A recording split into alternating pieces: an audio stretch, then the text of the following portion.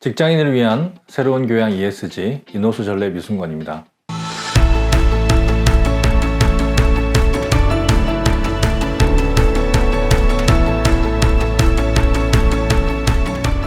여덟 번째 강의는 순환경제와 생태계 보호에 대한 이야기입니다.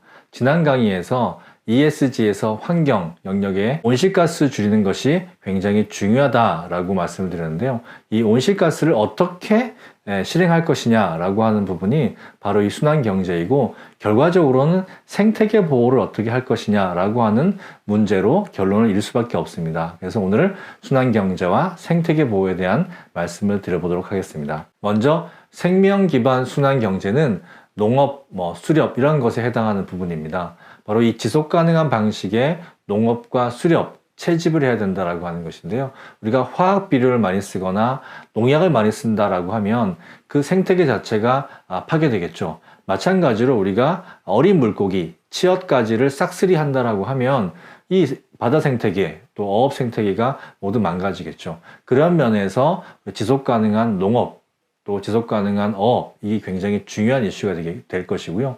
그리고 거기서 생산된 부분들을 가능하면 낭비되는 부분이 없이 원재료 가공과 제품 제조와 서비스 제공자, 이런 부분들에 있어서 원재료 손실을 어떻게 최소화할 것이냐, 그리고 가공물 손실을 어떻게 최소화할 것이냐라고 하는 부분이죠.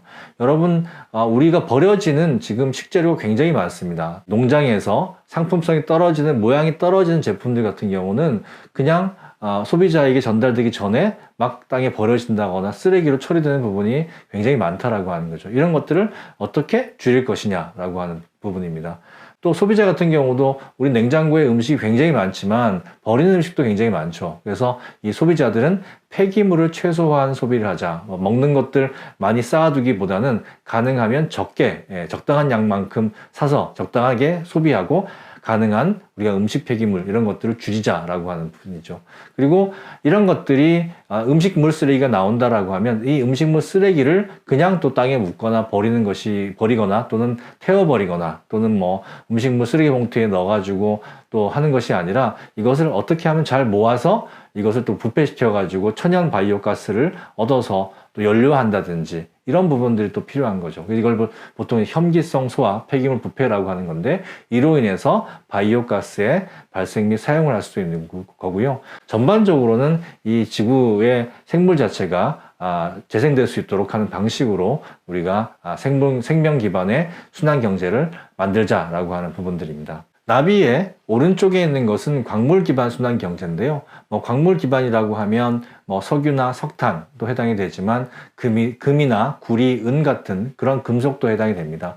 이런 금속이나 또는 광물 자원이 유한하다라고 하는 것을 우리가 알아야 되겠죠. 먼저 유한한 자원이다라고 하는 인식이 있어야 될 것이고, 마찬가지로 원재료 가공이나 제품 제조나 서비스 제공자에 있어서 손실을 어떻게 하면 최소화할 것인가, 즉 효율화와도 연결되는 거죠. 어떻게 하면 효율화를 극대화할 것인가 라고 하는 부분들이 이 광물 기반 순환 경제를 만들어내는 또 중요한 원칙이기도 하고요. 그 다음에 사용하지 않는 제품들을 공유해서 사용하는 그런 공유라고 하는 부분도 되게 중요하죠. 요즘 공유 경제라고 해서 내가 자동차나 또는 물건을 소유하기보다는 여러 사람이 함께 쓰므로 인해 가지고 생산 자체를 좀 줄이고, 그 다음에 효율적인 운영을 하자라고 하는 것이 바로 공유라고 하는 부분들이고, 관리, 수리해서 수명 연장을 하자. 우리가 충분히 고쳐 쓸 수 있음에도 불구하고 신제품이 나오면 요즘 여러분 스마트폰 2년에 한 번씩 막 사고, 그다음에 가전제품도 멀쩡한데 막 사고,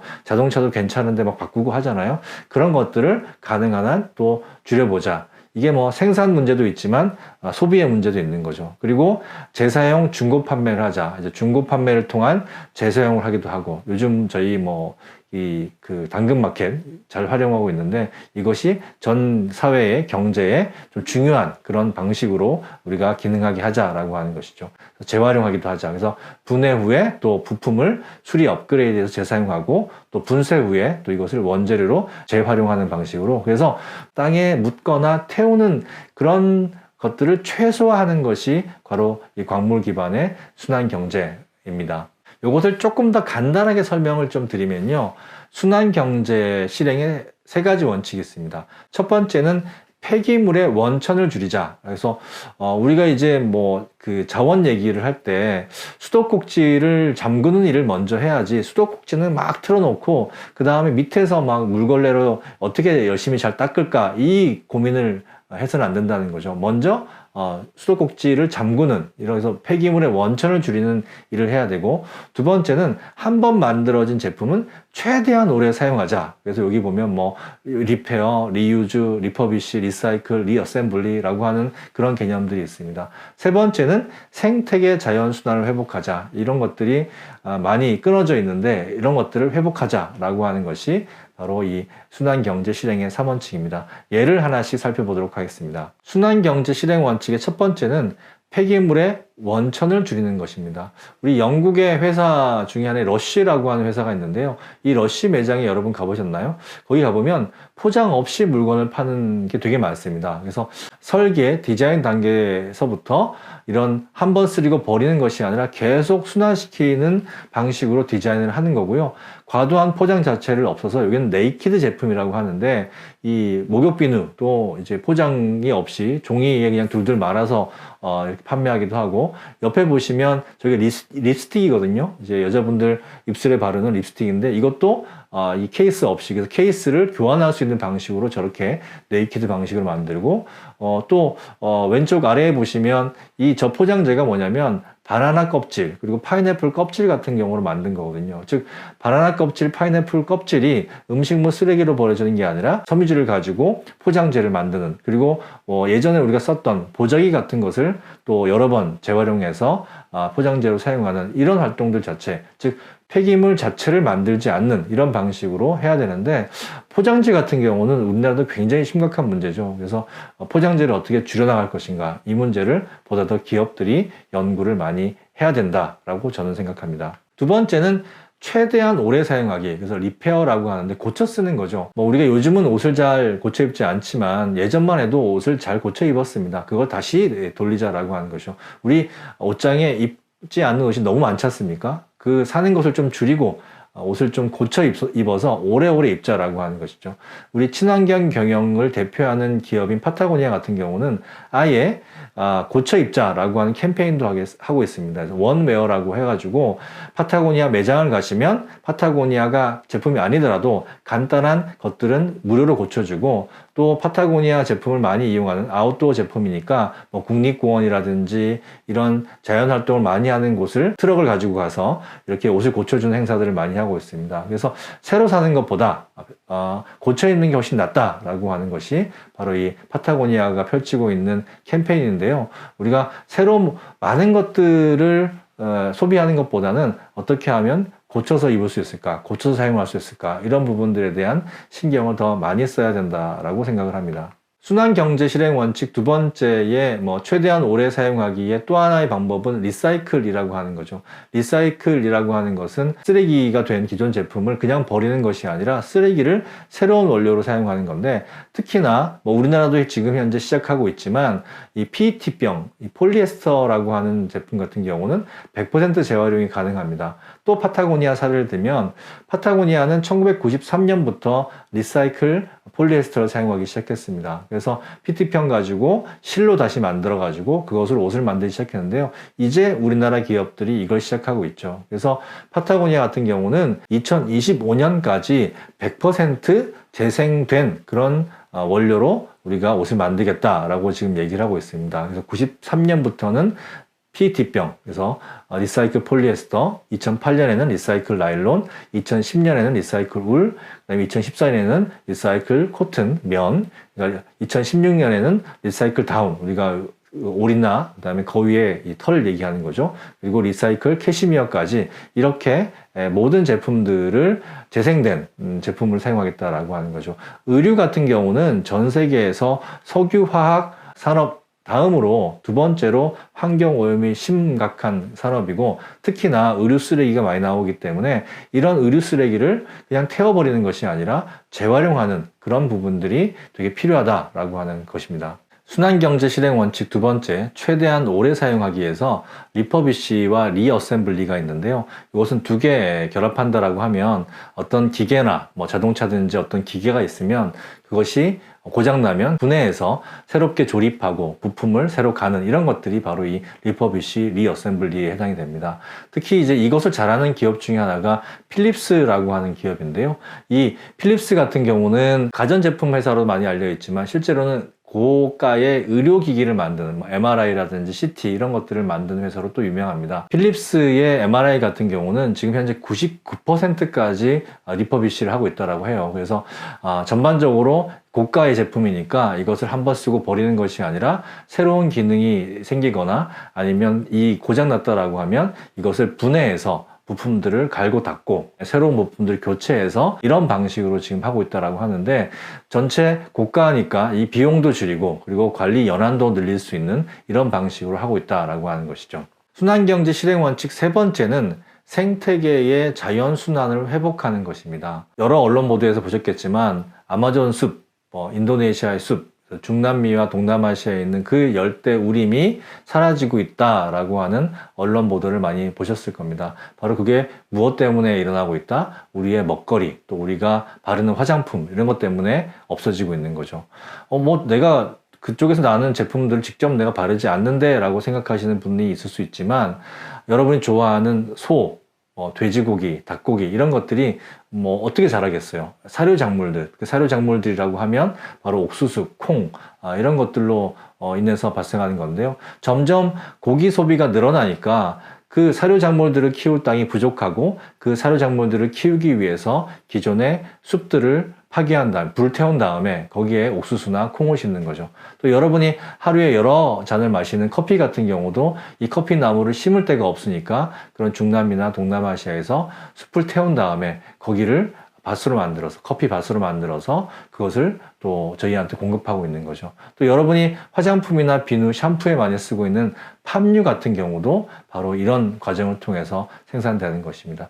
결국 문제의 해결은 우리한테 있는 것 같아요. 소비자들한테. 소비자들이 이런 과도한 소비를 하지 않고 어떻게 하면 자원을 아끼는 소비를 할 것이냐, 지속 가능한 농업을 할 것이냐, 즉 숲을 태우지 않고 숲과 같이 농업을 할 수 있는 방법은 무엇인가? 그래서 지속 가능한 방식의 농업과 임업과 축산업과 어업을 하는 것이 중요한데, 혼농임업이라고 하는 기술을 발전시켜야 된다라고 많은 전문가들이 얘기하고 있습니다. 기존의 숲을 망가뜨리는 것이 아니라 숲 아랫부분에 커피나무, 옥수수, 콩 등을 심어서 거기에서 가꾸자 하는 거죠. 이것은 옛날 방식이기 때문에 돈이 좀 많이 들고 비용이 많이 들긴 하지만 그럼에도 불구하고 싹 밀어내고 하는 방식보다는 훨씬 지속 가능한 방식이라는 거죠. 대신 어떻게 해요? 값이 좀 올라가겠죠. 그러니까 이제는 무조건 싼 것만이 중요한 것이 아니라 얼마나 지속 가능한 제품을 좀 돈을 주고라도 살 것인가, 그리고 지속 가능한 제품을 구매한 다음에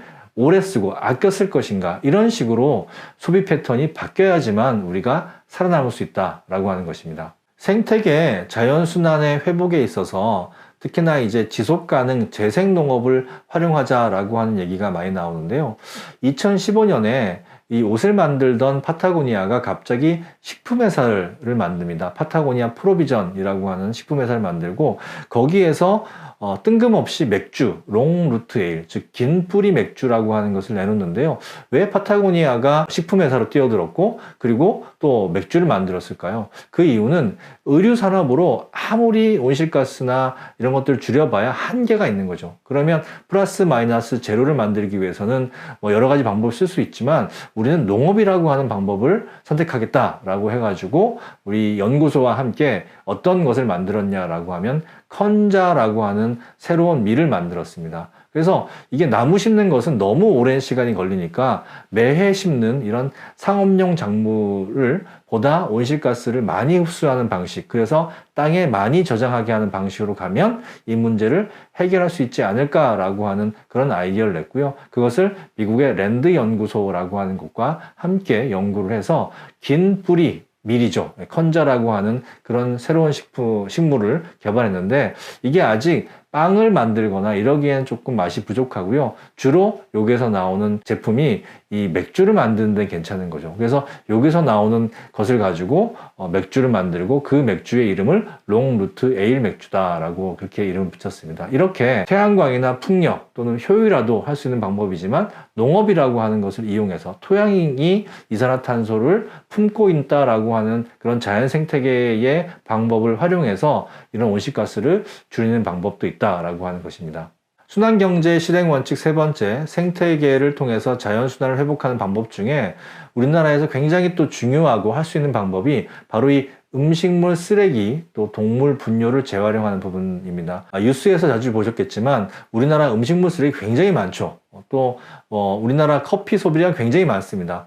음식물 다 어떻게 될까요? 땅에 대부분 다 묻히거나 또 불로 태워집니다. 이러지 말고 우리 그것을 한데 모아가지고 바이오가스로 만들자라고 하는 거죠. 그래서 이 바이오가스라고 하는 것이 전 세계에 5천만 개가 있는데요. 우리나라에는 겨우 110개밖에 없습니다. 왜 110개밖에 없을까요? 이 음식물 쓰레기나 동물 분뇨를 탱크에 놓고 그 다음에 발효를 시키려고 하면, 그래서 바이오가스를 만들려고 하면 냄새가 나겠죠. 그리고 우리 동네에 분뇨차 그리고 음식물 쓰레기차가 많이 들어오니까 동네 사람들이 야, 이 음식물 쓰레기차 분뇨차가 우리 동네에 들어와서 저 바이오가스를 하게 되면 냄새나고 위험하지 않느냐라고 해서 우리 동네는 못 들어온다라고 하는 지금 그런 것들을 많이 하고 있습니다. 근데 앞으로 정말 우리가 온실가스 문제를 해결하려면 태양광, 풍력도 있지만 현재 버려지고 있는 음식물 쓰레기 또 분뇨를 잘 모아서 그걸 발효시켜서 가스로 만드는 방법이 오히려 어떤 면에서 보면 태양광 또는 풍력보다 더 환경적으로 좋은 방법이 아닌가 생각이 됩니다. 또 한 가지, 우리가 굉장히 많이 마시고 있는 커피, 이 커피 찌꺼기도 굉장히 중요한 자원입니다. 연간 14만 9천 톤이라고 하는 엄청난 양의 지금 커피 찌꺼기가 나오고 있는데 이것을 퇴비라든지 또는 다른 방법으로 재활용이 충분히 가능하다고 합니다. 지금 99.8%가 버려지고 있는데 0.2%만 지금 재활용되고 있는데 이것만 잘 살린다라고 해도 다양한 연료라든지 또는 퇴비라든지 활용할 수 있으니까 특히 카페나 또는 커피 산업을 하는 기업들 같은 경우는 이 커피 찌꺼기를 어떻게 활용할 것인가에 대한 관심도 많이 가져주셨으면 좋겠습니다. 이어서 생태계 보호에 대한 말씀을 좀 들어보겠습니다. 생태계 보호의 6대 중요 포인트가 있는데요. 바다, 숲, 강과 호수, 갯벌과 습지, 멸종, 동식물, 토양에 대한 부분들이 있습니다. 우리를 둘러싸고 있는 모든 환경이죠. 그러면 기업들이 생태계를 보호하기 위해서 할 수 있는 일은 무엇일까요? 첫 번째는 오염물질을 유출하지 않는 것이죠. 우리나라 대기 오염을 배출하는 기업들이 굉장히 또 많고요. 어떤 기업들은 회사 마당에다가 이런 폐기물을 묻어두는 그런 기업도 있고요. 우리 건설 폐기물 그냥 잘 재활용되는 것 같지만 그런 것을 불법으로 임야에 매립하는 그런 말썽들이 계속 일어나고 있습니다. 이런 것들만 제대로 처리한다라고 해도 생태계 보호에 굉장히 큰 도움이 될 수 있습니다. 그래서 오염물질을 유출하고 방출하고 매립을 원천적으로 금지하고 이것을 어떻게 해결할 것인가, 가능하면 재활용 방식으로 해야 된다라고 하는 것이고 불법을 행하지 말자라고 하는 것이죠. 두 번째가 환경영향평가 제도를 자발적으로 활용하는 것입니다.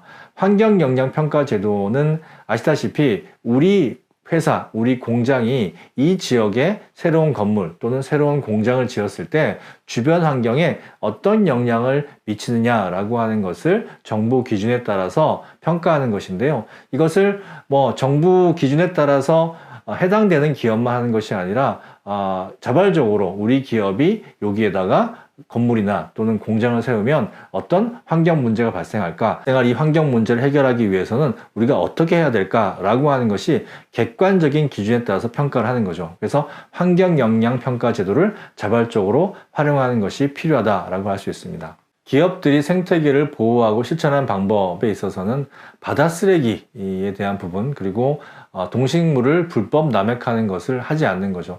바다 쓰레기 같은 경우는 여러분 그물 쓰레기 굉장히 많습니다. 우리가 TV에서 이 그물에 얽힌, 버려진 그물에 얽힌 거북이라든지 또는 물개 이런 것들을 많이 보는데요.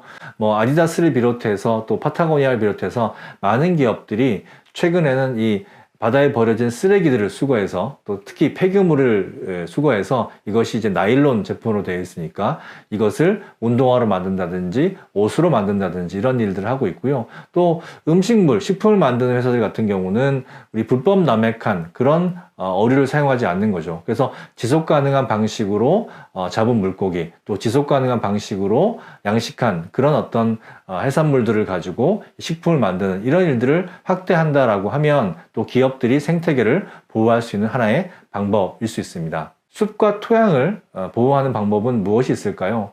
기업들이 직접적으로 나서서 직접 농사를 짓거나 직접 지속 가능한 방식으로 농업을 하고 축산업을 하고 어업을 할 수도 있지만 또 간접적으로 할 수 있는 방법은 바로 이 지속 가능한 인증을 받은 원재료를 적극 이용하는 것입니다. 나무 같은 경우는 FSC 인증이라고 있습니다. 그래서 지속 가능한 방식으로 나무를 키우고 그리고 지속 가능한 방식으로 그 나무를 자르고 그 나무를 다시 또 심고 이런 것을 자연순환 방식으로 이 나무를 키웠냐라고 하는 것을 FSC 인증이라고 하는데요. 이걸로 인해서 얻은 종이라든지 목재, 이런 가구, 이런 것들이 또 FSC 인증이 있고요. 또 커피 같은 경우에는 청개구리 마크가 있는 이런 레인포레스트 얼라이언스라고 해서 이 열대숲을 파괴하지 않는 방법으로 이 커피를 키운 이런 인증이 또 있습니다. 그리고 우리나라 같은 경우도 자체적으로 지금 유기농 농산물, 유기축산물, 유기농, 무농약, 무항상제 이런 것들이 있는데요. 기업들이 식품이나 또는 가구를 만든다거나 아니면 종이를 사용할 때 또 커피를 이용할 때 이런 인증들을 적극적으로 사용한다라고 하면 이것을 생산하는 원재료를 만드는 국가나 또는 기업들이 이런 인증을 얻기 위해서 지금보다는 덜한 완벽하지는 않습니다. 이런 인증들이 완벽하지는 않은데 그래도 지금보다는 덜 환경 오염을 시키는 방식으로 원재료를 만들 테니까 이런 지속 가능 인증을 획득한 그런 제품을 적극적으로 이용하는 것이 필요하다라고 하겠습니다.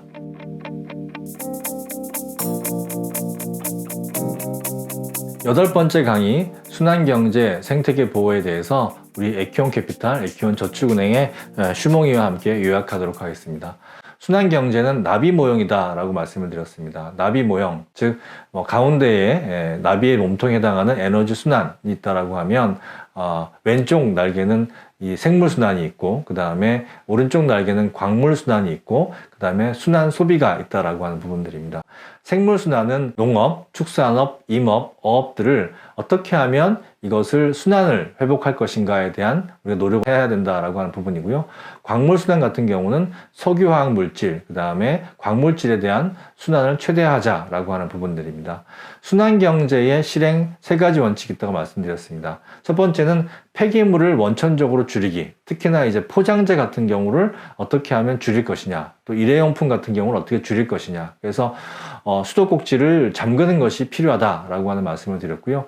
최대한 오래 사용하기, 그래서 고쳐 쓰고 그 다음에 고장난 것은 바꿔 쓰기도 하고 그 다음에 이것을 분해해서 또 이 부품들을 새로 고치기도 하고 이런 어떤 고쳐 쓰고 아껴 쓰고 공유해서 쓰는 이런 것들이 활성화되어야 된다라고 하는 것이고요.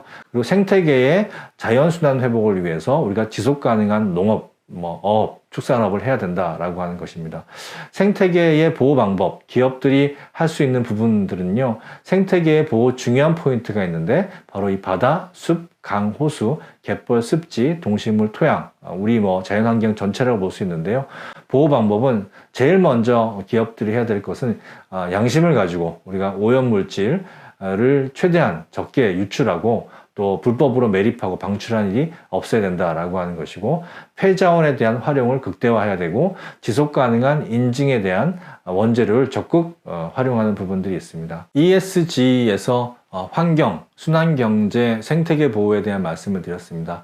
여러분들이 다 아시는 내용일 겁니다. 그런데 이것을 우리 기업의 비즈니스에 어떻게 적용하실 것인가 라고 생각해 보시면 해야 될 일이 굉장히 많을 겁니다. 우리가 그동안 그냥 만들어서 원재료를 채취해서 사용하고 그냥 버렸다라고 하면 이걸 버리지 않고 어떻게 하면 다시 원형으로 만들 것인가, 이러한 연구가 이루어지지 않는다라고 하면 지구의 미래는 굉장히 어두울 것 같습니다. 지금 현재 일직선 처음과 끝이 있는 이런 경제 모델을 우리가 순환 경제 모델을 만들기 위해서 여러분의 노력, 여러분의 기업의 노력이 굉장히 필요한 때라고 말씀드리겠습니다. 오늘 강의 들어주셔서 감사합니다.